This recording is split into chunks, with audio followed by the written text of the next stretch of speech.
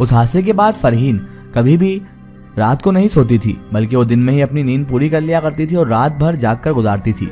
इस तरह उसने 5 साल गुजार दिए थे, क्योंकि रेहान उसके बगैर सोता भी नहीं था और वो रोज रात को उससे कोई ना कोई ऐसा काम करवाता था जिससे बेचारी फरहीन परेशान हो जाया करती थी। इसके बाद रेहान की जिंदगी अब एक दास्तान बन चुकी थी। हर रोज कोई ना कोई एक नया वाकया हमारे सामने रेहान का पेश आया करता था, और उन वाकयों में से एक वाकया ये भी था कि एक दिन रेहान के स्कूल में लड़कों का मैच था और उस दिन वो हस्बे मामूल अपने घर लेट आया था और उस वक्त घर में मेहमान आए हुए थे मेरी सबसे बड़ी वाली बेटी का रिश्ता लेकर। हमारे घर में उस वक्त जो भी कुछ मौजूद था वो सब का सब मेहमान को पेश किया गया। मेहमान बहुत ज्यादा थे तो खाना उस दिन कम पड़ गया। उसी शर्मिंदगी से हमने मेहमानों को खाने का दोबारा नहीं पूछा, क्योंकि हमें पता था कि हमारे घर में खाना खत्म हो चुका है और अगर दोबारा देना पड़ा तो इन्हें खाना हम कहां से लाकर देंगे। जब मेहमान जाने लगे थे तो रेहान वापस आ चुका था। उन्हीं मेहमानों में जो हमारी लड़की को देखने आए थे उनमें एक बूढ़ी औरत भी थी, जो जाते हुए ये कहना हमें ना भूली कि आप मेहमानों का खाना तो पूरा नहीं कर सके, भला आप अपनी बेटी को क्या दे पाओगे। कभी आप हमारे घर पे आना, मेहमान नवाजी क्या होती है हम आपको बताएंगे वहां पर आने पर। रेहान ने जब अंदर दाखिल होते हुए मेहमानों के बीच उस लेडीज से ये अल्फाज सुने तो वो सारा मामला समझ गया और वो जल्दी से बोला, आंटी हम भी आकर देख लेंगे आपके घर पर कि आप लोग कितने मेहमान नवाज हैं, ये हम तभी आकर देखेंगे। अगर आप में दम है तो हमें जरूर बुलाना अपने घर पर। जब वो सारे मेहमान चले गए तो मैंने अपने बेटे को रेहान को समझाते हुए कहा, बेटा घर आए मेहमान से ऐसी बातें हरगिज नहीं करते हैं, ये हमको शोभा नहीं देता। तो रेहान ने कहा, सॉरी अम्मी, लेकिन ये हमारी बहुत बड़ी इंसल्ट थी कि वो हमारे घर में हमें ही बातें सुनाकर चले जाएं। माना अम्मी कि हम गरीब हैं, लेकिन गरीब लोग दिल के गरीब हरगिज नहीं होते हैं, और ये अमीर लोग जो इतनी रईसी बगाड़ते हैं ये सिर्फ जेबों के और बैंक बैलेंस के अमीर होते हैं, दिल से ये बहुत बड़े गरीब हुआ करते हैं। अम्मी अगर उन लोगों ने हमें ना भी बुलाया तो हम जुमा के दिन उनके घर मेहमान बनकर जरूर जाएंगे। और ठीक जुमे के दिन ही मैं और मेरा बेटा रेहान उनके घर पहुंच गए। हम जैसे ही वहां पहुंचे तो उनके मुलाजिम ने हमें एक अलग कमरे में बिठा दिया। वो कमरा जिसमें हम बैठे हुए थे वो बड़ी खूबसूरती के साथ डेकोरेट किया हुआ था। मैं कमरे को बहुत ही गौर से देख रही थी और मैं साथ ही साथ ये देखकर बड़ी हैरान हुई थी कि रेहान अपनी ही जगह पर बैठा हुआ है, मगर अपने आप ही कमरे की हर चीज बेतरतीब होती जा रही थी। और फिर जब वही औरत जिसने हमें अपने घर में ही तंज किया था, ताना मारा था, अंदर दाखिल होते हुए बिखरी हुई चीजें जब उसने देखी तो ये भूल ही गई कि उसका पांव रास्ते में उल्टे पड़े हुए गुलदान से टकराएगा। जैसे ही उसका पांव गुलदान से टकराया तो वो हाय की आवाज के साथ औंधे मुंह गिरते हुए सीधे हमारे पास आकर गिर गई। मुझे उसका यह हाल देखकर बड़ी शर्मिंदगी महसूस हुई कि हमारी मौजूदगी में ही ये औरत इतनी बुरी तरह से गिर गई है। रेहान ने जल्दी से आगे बढ़कर उसे उठाना चाहा, लेकिन वो औरत खुद ब खुद ही उठ गई थी। सॉरी बहन, क्या हाल है? रेहान जल्दी से बोला। आंटी हम तो बिल्कुल ठीक हैं, लेकिन शायद आप लोग ठीक नहीं हैं। तभी वो लेडीज हमको मुखातिब करके बोली, सब ठीक है, पर पता नहीं ये कमरे की चीजें इतनी बेतरतीब अपने आप कैसे हो गईं। तभी रेहान बोला, आंटी जी इन बातों को छोड़ें, हम तो ऐसे ही बैठ जाएंगे, आप फिक्र ना करें। पिछले जुमे को आप हमारे मेहमान थे, लेकिन इस जुमे को मेहमानी का शर्फ हमने आपको बख्शा है।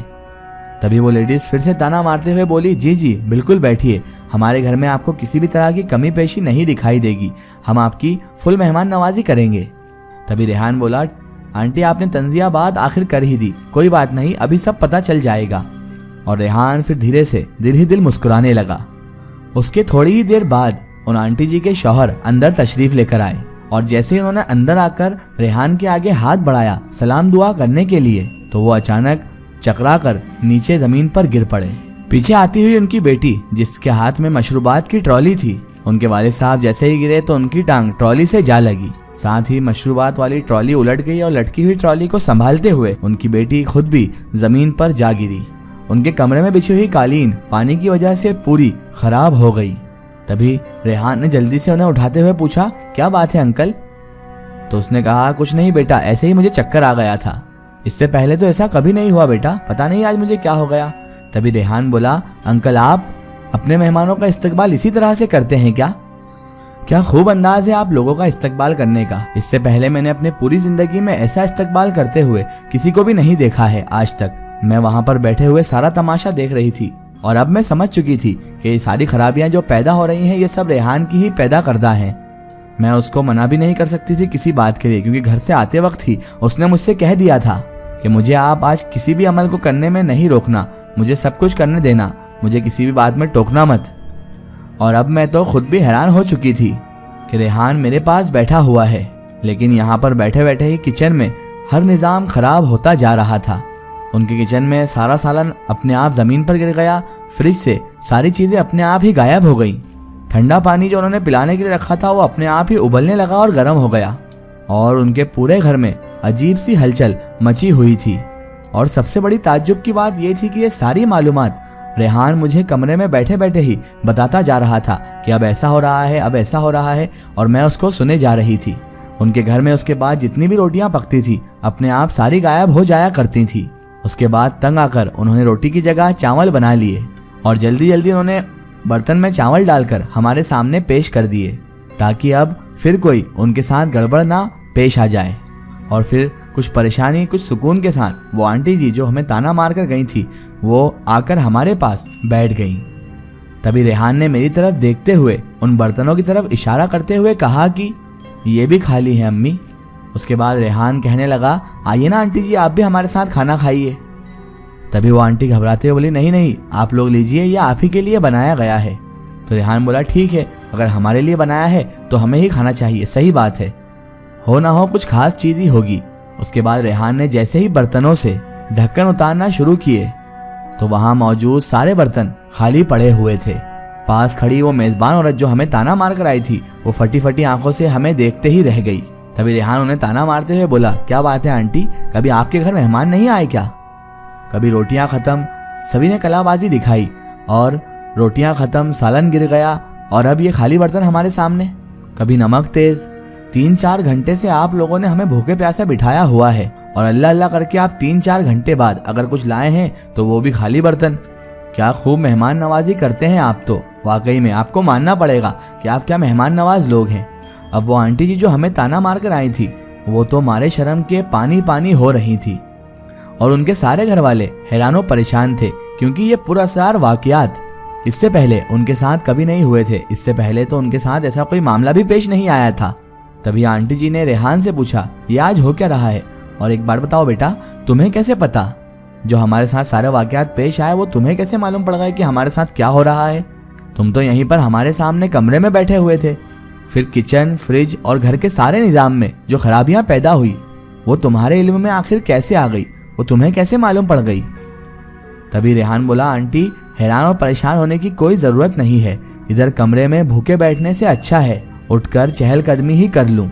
और मैं इसी मामूर के मुताबिक थोड़ी थोड़ी देर बाद बाहर का भी जायजा ले लिया करता था और उसी दौरान मुझे शक हुआ कि यहाँ पर कोई ना कोई गड़बड़ तो जरूर है। लेकिन अब हमें यकीन हो गया है कि आप तो हमें बेवकूफ़ बनाना चाहती हैं। हमें तो पहले ही मालूम था कि अमीर लोग बहुत ज़्यादा कंजूस होते हैं। इन खाली बर्तनों से बहलाने की बजाय आप हमें साफ साफ ही कह देती कि आपके पास खाने को कुछ नहीं है और हम चले जाएं यहाँ से, हमारे पास आपको देने के लिए कुछ भी नहीं है, तो हम कोई भी शिकवा ना करते। मगर घर आए मेहमान के आगे खाली बर्तन रखकर उसकी इंसल्ट करना तो कोई आप लोगों से सीखे। और आंटी आप तो बहुत दावे कर रही थी हमारे घर पर, आज आपको क्या हो गया?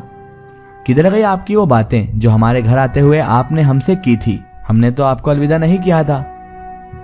घर वालों की हालत देखते हुए मैंने रेहान से कहा, बेटा चलो हम यहाँ से चलते हैं। पहले तो उसने बहुत ज्यादा इनकार किया, लेकिन फिर मेरे इसरार पर राजी हो गया। ठीक है अम्मी, आप मेरे सामने हाथ न जोड़े। मेरे जोड़े हुए हाथों को देखकर रेहान ने मुझसे कहा, अम्मी अभी तो इनको और सबक सिखाना था ताकि ये किसी गरीब पर दोबारा तंज के तीर ना छोड़ें। उफ आंटी, अभी से आप ऐसे हो, घर से भूखे पेट रुखसत कर रहे हो। जब हमारी बहन यहाँ पर आएगी तो पता नहीं क्या होगा। हम तो ऐसे बेढंग और कंजूस लोगों को अपनी बहन हरगिज नहीं देने वाले। वो औरत चुपचाप शर्मिंदगी के साथ रेहान का मुंह तकते रह गई और हम दोनों माँ बेटे उसके बाद उनके घर से निकल आए। इसका एक स्टोरी हम देखेंगे इसके अगले पार्ट में।